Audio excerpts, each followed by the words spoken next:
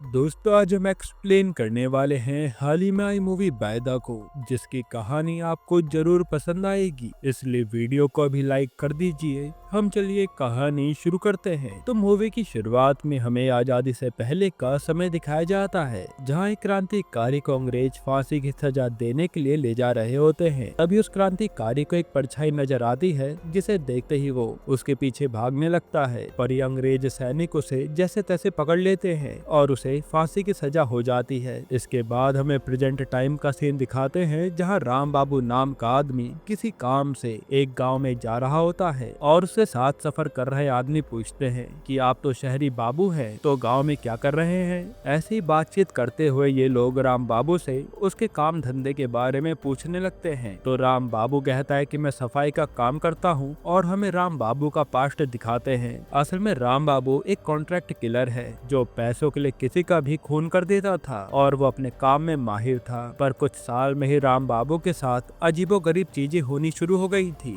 उसे वो सब लोग दिखने लगे थे जिसे उसने मारा था। इसलिए राम बाबू ने अपना किलर का काम छोड़ दिया और इधर उधर भटकने लगा। इसी दौरान वो इस गांव में भी घूम रहा होता है। तो ड्राइवर बोलता है कि अब तो अंधेरा काफी हो गया है, इसलिए आप पंचायत में चले जाना, आज रात वहीं आराम करना और फिर अपना सफर शुरू कर देना। इसके बाद ड्राइवर उसे पंचायत ऑफिस के पास ही उतार देता है कि थोड़ा दूर चलने पर ऑफिस आ जाएगा। अब राम बाबू आगे बढ़ने लगता है और अंधेरा होने के कारण उसे कुछ भी साफ नजर नहीं आ रहा था। फिर थोड़ा चलने पर राम बाबू को एक आदमी बैठा हुआ नजर आता है, जो आग जलाए अपनी ही धुन में मगन था। तब राम बाबू उस आदमी से पूछता है कि यहाँ पंचायत ऑफिस का रास्ता किधर है, अंधेरे के कारण कुछ भी नहीं दिख रहा। जिस पर वो आदमी कहता है कि वो तो करीब 6 किलोमीटर दूर है। ये सुनकर राम बाबू हैरान हो जाता है कि अब इतनी दूर अंधेरे में कैसे पहुंचूंगा। फिर भी वो हिम्मत करके वहाँ से आगे बढ़ जाता है। पर आगे थोड़ी दूर जाते ही एक डरावना सा आदमी उस पर हमला कर देता है, जिससे वो अपनी जान बचाते बचाते राम बाबू वापस उसी आदमी पर आ जाता है। फिर राम बाबू को वो आदमी हंसते हुए कहता है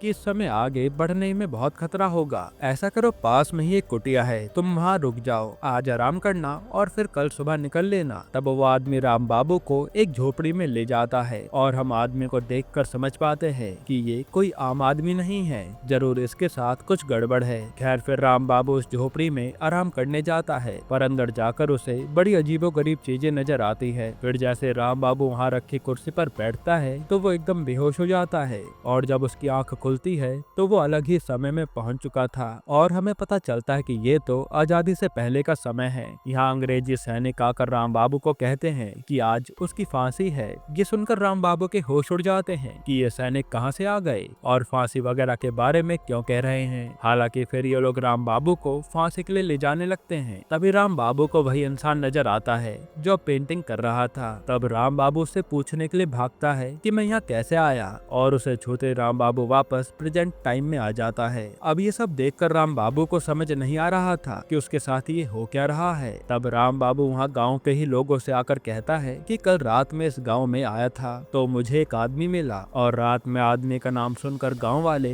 बिना कुछ सुने वहाँ से चले जाते हैं। उसी समय गोलू नाम का आदमी आकर राम बाबू से मिलता है और पूछता है कि आखिर मांजरा क्या है। इस पर राम बाबू उसे सब बताता है। ये सुनकर गोलू कहता है कि आप हमारी दीदी से मिल लीजिए, उन्हें सिद्धि हासिल है, और मुझे तो ये मामला भूत प्रेत का लग रहा है, शायद वो आपकी मदद कर दे। ये सुनकर राम बाबू गोलू के साथ गाँव की दीदी के पास जाता है। फिर यहाँ भी राम बाबू दीदी से बताता है कि कल रात मुझे एक आदमी मिला, और मैं उसकी बताई झोपड़ी में जैसे ही गया मैं किसी और समय में पहुंच गया था, और फिर जैसे ही मैंने उस आदमी को छुआ तो मैं वापस इस समय में आ गया। ये सुनकर दीदी कहती है कि आपको ये कोई वहम नहीं हुआ है, बल्कि ऐसा कई लोगों के साथ हो चुका है, और उनमें से केवल एक इंसान ही जिंदा बचकर लौट पाया था। हालांकि अब वो पूरे गाँव में पागल बना घूमता है, हेमन नाम है उसका। तब दीदी पूछती है कि आप वहाँ से वापस कैसे आए। तो राम बाबू बताता है कि मैंने उसका हाथ पकड़ा था, और अब मैंने देखा तो मेरे हाथ में एक जख्म सा बन गया है। ये देखकर दीदी डर जाती है और बताती है कि मुझे आपकी सारी बातों पर विश्वास है, पर आपको अब अपनी जान बचाने के लिए अपनी फांसी रोकनी होगी। जो सुनकर राम बाबू चौंक जाता है कि मैं फांसी कैसे रोकूंगा, और मैं तो इस दुनिया में आ चुका हूँ। फिर दीदी बताते हैं कि जिस इंसान से आप मिले और उसके जरिए आप उसी की दुनिया में पहुँच गए थे, क्योंकि वो दुनिया उसी ने बनाई है। फिर जिस पल आपने उसे छुआ तो आप अपनी आत्मा का एक हिस्सा उसे दे आए, और अगर आप खुद को बचाना चाहते हो तो आपको उस दुनिया में जाकर अपनी फांसी रोकनी होगी, तभी आप इस दुनिया में जिंदा रह सकते हैं। इस पर राम बाबू पूछता है कि वो इंसान है कौन और वो ये सब क्यों कर रहा है। दीदी बताती है कि उसका नाम पिशाच है और 1940 में उसी झोपड़ी में वो रहा करता था जिसमें उसने आग को ठहराया था। वो आदमी बहुत विद्वान था और कम उम्र से ही काफी सारा ज्ञान उसे हासिल हो गया था। इसके बाद वो जर्मनी भी गया अपने ज्ञान को बढ़ाने के लिए और वो विज्ञान के साथ कुछ अजीबोगरीब चीजें करता रहता था जिसकी बातें किसी को भी समझ नहीं आई। फिर जब वो वापस भारत लौटा तो वो कुछ अजीब हो चुका था और सारे लोग उससे डरने लगे थे। कहा जाता है कि वो सिर्फ देखकर ही किसी भी इंसान की आत्मा उसके शरीर से निकाल लेता था और उसने विज्ञान और तंत्र विद्या को एक साथ मिला दिया था। पिशाच की हरकतों को देखकर अंग्रेजी सरकार भी उसके पीछे पड़ गई थी और जब सैनिक उसे पकड़ने उसी झोपड़ी में गए तो वहाँ से पिशाच गायब हो चुका था, यानी वो दूसरे समय में पहुँच गया था अपने तंत्र विद्या से ही। आगे दीदी कहते कि उस समय झोपड़ी में एक खून से सनी कुर्सी पड़ी हुई थी जो आज भी वहीं है और हर कोई वहाँ जाने से डरता है। हालांकि गांव में पिशाच लोगों को कभी कभी दिखता तो है जैसे आपको दिखा था, पर वो आज तक किसी के हाथ नहीं आया और वो आत्माओं को ऐसे ही कैद करता रहता है। आगे दीदी बताते हैं कि अपने आप को बचाने के लिए आपके पास केवल 48 घंटे हैं, इसलिए उस झोपड़ी में जाकर ही आपको उस समय में जाने का रास्ता मिलेगा और आप बस अपनी फांसी रोकिए। ये सब सुनकर राम बाबू सीधा गोलू के साथ हेमंत से मिलने जाता है क्योंकि वही था जो पिशाच की दुनिया से जिंदा लौटकर आ पाया था। तब ये लोग हेमंत से जाकर मिलते हैं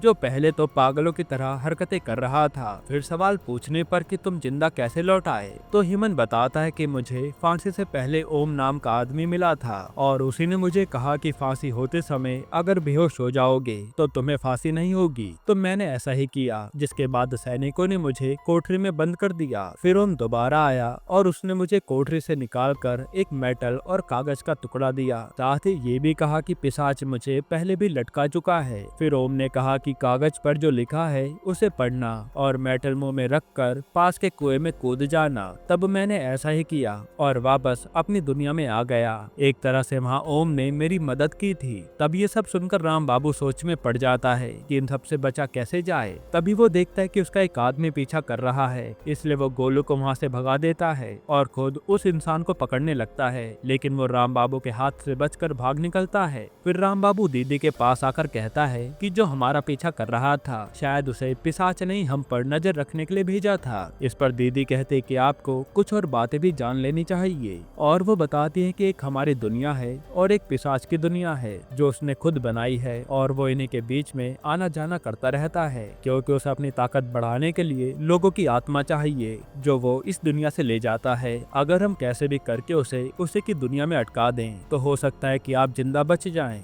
ये सब सुनने के बाद राम बाबू सोचने लगता है कि आखिर ये सब होगा कैसे और दीदी कहती कि आप दिमाग लगाइए और हम भी आपकी मदद करने के काम में लग जाते हैं। इसके बाद हम एक डॉक्टर को देखते हैं जो इंसानी शरीर से भूत भगाने का काम करता है और वो आज भी एक आदमी का इलाज कर रहा था। तभी उस पर राम बाबू का कॉल आता है और ये दोनों पुराने दोस्त थे। तब राम बाबू उसे पिशाच के बारे में सब बताता है और कहता है कि मेरे पास समय कम है, ऐसे में मैं क्या करूं। इस पर डॉक्टर बताता है कि पिशाच ने सिद्धि हासिल करके अपनी एक अलग दुनिया तो बना ली है, लेकिन हमारी दुनिया में आने जाने के लिए उसे यहाँ से कनेक्ट रहना पड़ता है। अगर हम उसका एक कनेक्शन काट दे तो सारा गेम सही हो जाएगा। बस तुम्हें उसकी दुनिया में जाकर आग और ध्वनि पर ध्यान देना होगा क्योंकि वो इसी के जरिए हमारी दुनिया से जुड़ा है। राम बाबू कहता है कि कनेक्शन काटते समय वो मुझे रोकने तो जरूर आएगा। तो डॉक्टर कहता है कि अपने साथ तुम वो एनर्जी बॉल लेकर जाना और पिशाच को देखते ही उसकी ओर फेंक देना। इससे कुछ समय के लिए उसकी ताकत कम हो जाएगी और तुम भी अपना काम खत्म कर लेना। अब इसके बाद राम बाबू गोलू को कहता है कि मैं तुम्हें 10,000 रुपए दे सकता हूँ जिससे तुम्हारा फायदा होगा, पर मेरा एक काम कर दो। मैं आज रात उसी झोपड़ी में जाऊंगा और मेरे अंदर जाने के थोड़ी ही देर में तुम वहाँ रखे कुर्सी को बाहर निकालना और जला देना। ये सुनकर पहले तो गोलू मना कर देता है लेकिन पैसों के लालच में मान जाता है। इसके बाद रात को दोनों उसी झोपड़ी में पहुंचते हैं और कुर्सी पर बैठते राम बाबू उसी पिशाच की दुनिया में पहुंच जाता है। वहीं थोड़ी देर में गोलू अंदर आकर उस कुर्सी में आग लगा देता है,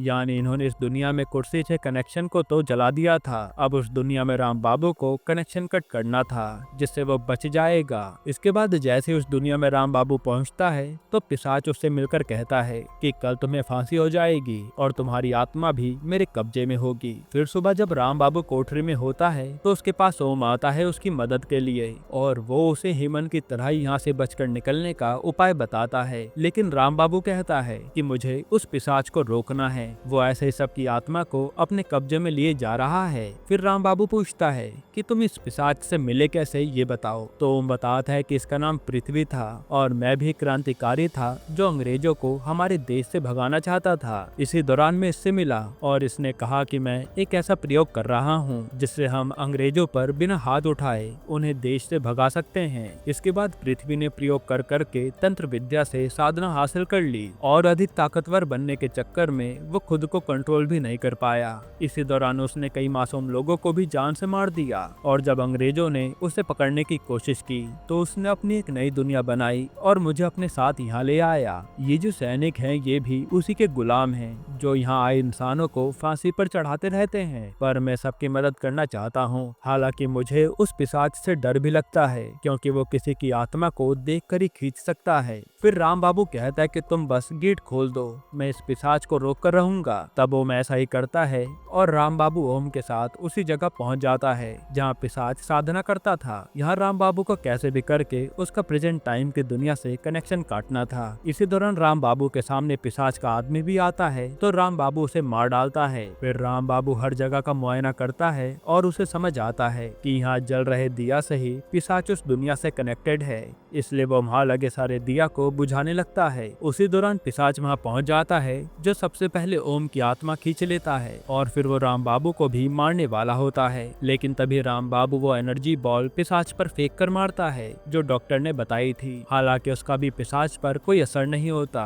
क्योंकि वो बहुत ताकतवर बन चुका था। अब जैसे पिशाच राम बाबू को मारने वाला था तभी हम देखते कि राम बाबू की भी पावर्स बढ़ जाती है। असल में प्रेजेंट टाइम की दुनिया में दीदी ने राम बाबू के लिए साधना शुरू कर दी थी जिसके प्रभाव से पिशाच कमजोर पड़ने लगा था और राम बाबू मौका मिलते ही आखिरी दिया भी बुझा देता है। अब एकदम से राम बाबू की आंख खुलती है जो प्रेजेंट समय में आ गया था और बाहर निकलकर वो गोलू को बताता है कि अब पिशाच कभी भी इस दुनिया में नहीं आ पाएगा। और गोलू कहता है कि दीदी ने भी आपके लिए साधना की थी, जिस पर राम बाबू कहता है कि अब मेरी जान कभी नहीं जाएगी। यहीं पर ये मूवी खत्म होती है। दोस्तों आपको ये मूवी कैसी लगी हमें कमेंट में जरूर बताइएगा। और असल में इस मूवी का कॉन्सेप्ट काफी अच्छा था पर डायरेक्शन में कहीं ना कहीं कमी रह गई थी, वरना ये मूवी आपको तुम्बाड़ और कंतारा लेवल की लगती। बाकी आपको इसके अलावा कौन सी मूवी का एक्सप्लेनेशन चाहिए वो हमें कमेंट में बताना। और अगर आपको हाल ही में आई एक कमाल की मूवी देखनी है तो आप ये वीडियो देख लीजिए।